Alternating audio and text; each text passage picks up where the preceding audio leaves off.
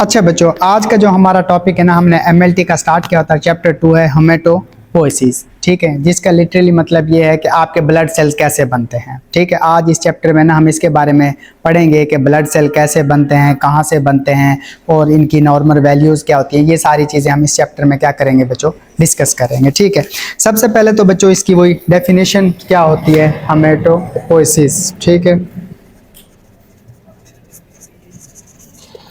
ठीक है, वो कहता है कि physiological process of blood cell formation is called haematopoiesis. ठीक है, अब जैसे जैसे बच्चा बनता है, ठीक है, बड़ा होता है, उसकी जो साइट ऑफ प्रोडक्शन है ना, मतलब कहाँ से ब्लड सेल ने बनना है, वो क्या होती रहती है, चेंज होती रहती है। जैसे कि जब बच्चा का बनना शुरू होता है, यॉर्क सेल से उसके ब्लड सेल बनना शुरू होते हैं, फिर उसके लीवर और स्प्लीन से होते हैं। ठीक है, फिर आहिस्ता आहिस्ता उसकी बोन जिस तरह वो बढ़ता है, फिर बोन से, और बोन्स भी फिर रिस्ट्रिक्टेड होती जाती हैं, और फिर एट द एंड पे फ्लैट जो हमारी बोन्स होती है ना, स्टर्नम वगैरह, वहाँ से आपका ब्लड सेल्स बनना शुरू हो जाते हैं। ठीक है, इसमें उसने ना एक वर्ड यूज किया हुआ है, प्लोरीपोटेंट हेमेटोपोटिक स्टेम सेल्स। ठीक है, ये क्या होते हैं, मतलब ऐसा सेल्स, ठीक है, जो जिसमें एबिलिटी हो कि वो अपने आप को किसी भी टाइप का सेल्स बना सकता है। ठीक है, रीग्रो कर सकता है, डिफ्रेंशिएट कर सकता है। ठीक है, और ये इसको माना जाता है कि ये प्रिमिटिव सेल्स होते हैं जो बोन मैरो में पाए जाते हैं, और वहाँ से किसी भी, चाहे वाइट ब्लड सेल्स हों, चाहे आपके रेड ब्लड सेल्स हों, और चाहे आपके प्लेटलेट्स हों, वो सारे के सारे इससे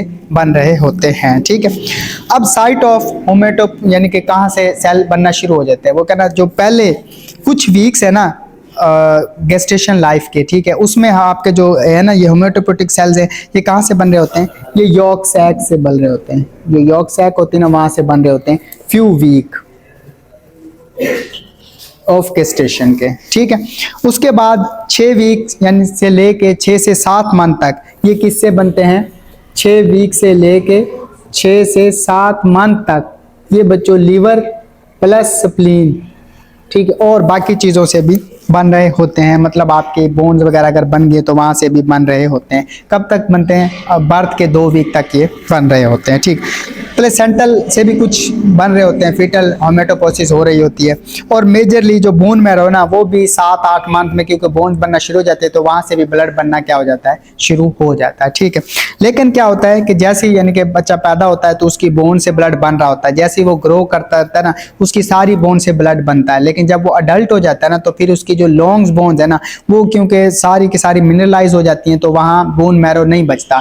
सिर्फ उनकी जो फ्लैट बोन्स होती है ना, जैसे कि आपका ब्रेन हो गया, आपकी स्टर्नम होगी, आपकी रिब्स होगी, ठीक है, वर्टेब्री होगी, जो छोटी बोन्स है, वहाँ से ब्लड बन रहा होता है। ठीक है, लेकिन ये भी एक हार्ड एंड फास्ट रूल नहीं है। ठीक है, इसमें वो ये भी कहता है कि अगर किसी कंडीशन में, ठीक है, इंसान का बोन मैरो सेल नहीं बनता, तो जो लीवर और स्प्लीन है ना, वो दोबारा यानी कि ब्लड सेल बनाना क्या कर देते हैं, शुरू कर सकते हैं। तो मतलब ये भी एक पॉसिबिलिटी होती है। ये है कि अगर किसी को बोन मैरो का कोई ऐसा इशू हुआ कि वहाँ से ब्लड नहीं बन रहा, तो फिर आपका जो लीवर और स्प्लीन है वो दोबारा से ब्लड बनाना शुरू कर देते हैं। लेकिन वो थोड़ी अमाउंट में बनाते हैं, जाहिर सी बात है वो नीड्स को तो पूरा नहीं कर सकता। ठीक है, ये मजीद मैं आपको इधर वो ग्राफ जो है वो भी लगा दूंगा कि किस एज में कौन सी चीज़ ज़्यादा बना रही होती है।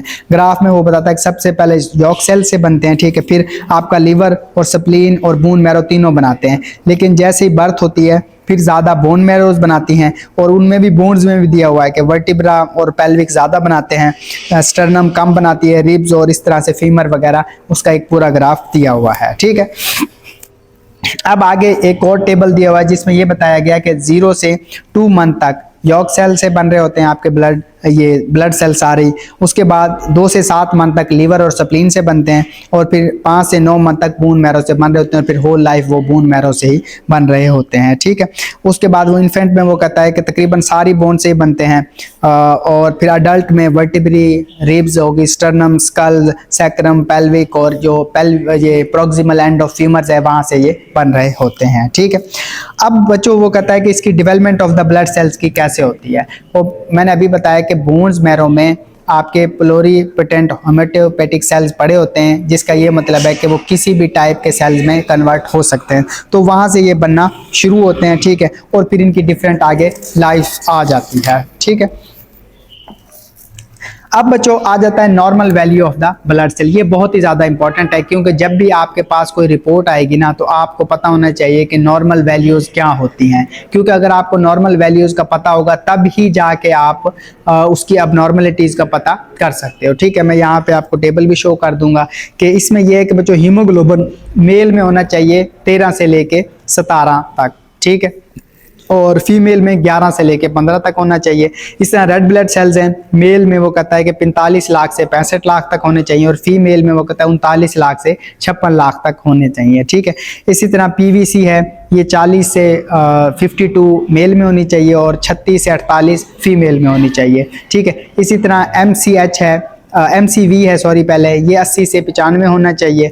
उसके बाद बच्चों MCH है, ये 27 से 34 होना चाहिए, और रेटिकुलर काउंट है ये 50 से 150 होना चाहिए। फिर वाइट ब्लड सेल्स आ जाते हैं, उसमें आपके टोटल 4000 से लेकर 11000 होने चाहिए। फिर उसकी टाइप्स हैं जो हमने पढ़ी थी, वो न्यूट्रोफिल, लिम्फोसाइट, मोनोसाइट, एसाइनोफिल, बेजोफिल और प्लेटेट 1.5 लाख से लेके 4 लाख तक होने चाहिए। ये एक नॉर्मल वैल्यूज हैं, ये आपको टेबल में भी नजर आ जाएंगे। ठीक है, अब ब्लड की कुछ कहता है कि कैरेक्टरिस्टिक क्या होते हैं। ठीक है, जो रेड ब्लड सेल है वो तो सिंपल बाइकनकेव होते हैं। ठीक है, ऑक्सीजन कैरी करते हैं और कार्बन डाइऑक्साइड को वापस ले जाते हैं, और उनकी लाइफ कितनी होती है, 120 दिन, यानी 4 मंथ तक अप्रोक्सीमेटली होती है। ठीक है, जो व्हाइट ब्लड सेल्स हैं उनकी ना 2 टाइप्स हैं, एक ग्रेनुलोसाइट है और दूसरे ग्रेनुलोसाइट है। ग्रेनुलोसाइट की बात करें तो इसमें बच्चों न्यूट्रोफिल आ जाते हैं, आपके इसाइनोफिल और बेजोफिल आ जाते हैं, और ग्रेनुलोसाइट में आपके मोनोसाइट्स और फिर लिम्फोसाइट्स आ जाते हैं। ठीक है, लिम्फोसाइट्स 2 टाइप के होते हैं, बी लिम्फोसाइट्स और टी लिम्फोसाइट। इसमें डिफरेंशिएशन ये होता है कि जो आपके लिम्फोसाइट थाइमस में जाके मिचोर होते हैं उन्हें लिम्फोसाइट टी कहते हैं, और बोन मैरो में जाके जो मिचोर होते हैं उन्हें लिम्फोसाइट बी कह रहे होते हैं। ठीक है, आगे है प्लेटलेट्स। प्लेटलेट्स का काम होता है खून को जमने से रोकना, और ये कितने होते हैं, ये तकरीबन 1.5 लाख से लेकर 4 लाख तक होते हैं, और 10 दिन इसकी क्या होती है, लाइफ होती है। ठीक है, मजीद ये टेबल में आपको काफ़ी सारी चीज़ें भी और मैं शो करवा दूंगा। ठीक है, ये आपका चैप्टर क्या हो गया, ख़त्म।